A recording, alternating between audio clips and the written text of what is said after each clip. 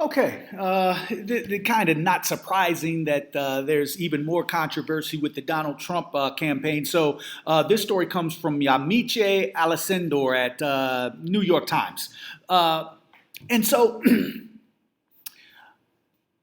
Donald J. Trump's visit to a black church here on Saturday in Detroit will be a major moment for a candidate with a history of offending the sensibilities of black Americans. His team was leaving nothing to chance. Instead of speaking to the congregation at Great Faith Ministries International, Mr. Trump had planned to be interviewed by its pastor in a session that would be closed to the public and the news media, with questions submitted in advance. And instead of letting Mr. Trump be his freewheeling self, his campaign prepared lengthy answers for the submitted questions, consulting black Republicans to make sure he says the right things.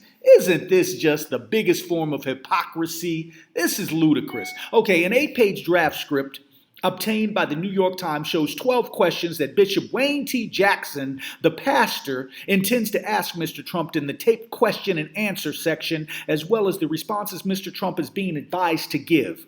Why is the pastor even going for this nonsense? But anyway, the proposed answers were devised by aides working for the Trump campaign and the Republican National Committee, according to an official who has been involved in the planning but declined to be identified while speaking about confidential strategy.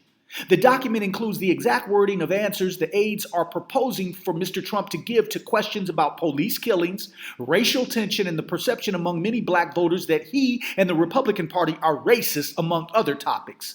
The official said the answers could be changed based on feedback from the black Republicans they are consulting with. After this article was published online Thursday night, Jason Miller, the senior communications advisor for the Trump campaign, said that Mr. Trump's plan had changed and that he would address the congregation for 5 to 10 minutes after the interview. Mr. Trump will then visit neighborhoods with Ben Carson, a one-time campaign rival who supports Mr. Trump and grew up in Detroit. If you know anything about Mr. Trump, it's that he will want the opportunity to take his wisdom and message of opportunity directly to the people on Saturday, Mr. Miller said.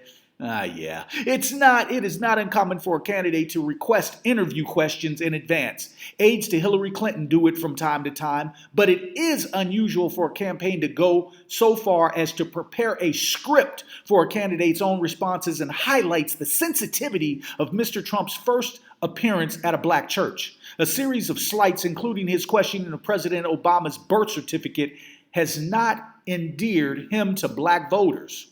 The interview will air about a week later on the Impact Network, Bishop Jackson's Christian cable TV channel. The official said several Trump aides would work with the network to edit the taped interview so that the final version reflected the campaign's wishes. Really? On Thursday night, Mr. Miller said the campaign would not edit the interview. The arrangements had angered several black Republicans who urged Mr. Trump, widely seen as distant from the black community, to speak for at least 10 minutes at the service, the official involved in the planning said. The official added that the campaign had been uncomfortable with Mr. Trump speaking before the congregation and had insisted on a private interview. On Thursday night, the campaign said Mr. Trump would indeed address the congregation for a few minutes and would spend a half hour casually speaking with church members individually. Mr. Trump is well known for veering from prepared remarks or throwing them away entirely. That could happen on Saturday. Many of the answers being prepared for him do not sound much like Mr. Trump as his usual self. We get it. The fix is in. He's not coming with the intention of really doing anything for black people from my perspective. When you prepare scripts and answers and come on, man. Anyway, if you would like to get more more news and more information, please subscribe to @yourblackworld.net. My name is Yarima Karam at Your Black World News.